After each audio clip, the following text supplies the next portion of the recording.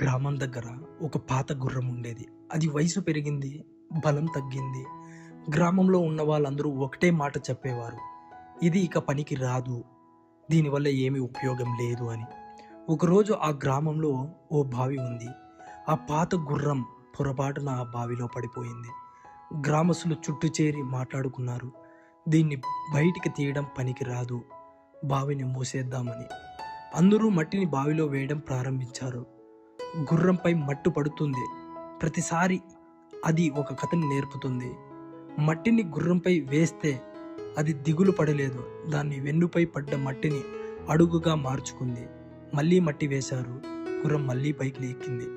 కొన్ని గంటల తర్వాత బావి నిండిపోతుండగా ఆ గుర్రం చివరిగా పైకి వచ్చింది. బావి నుండి బయటకు వచ్చింది.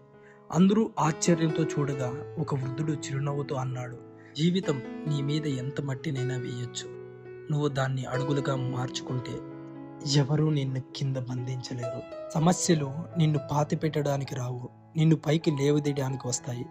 నువ్వు పడిపోవడం కాదు ముఖ్యం, ఎలా తిరిగి లేస్తావన్నదే ముఖ్యం.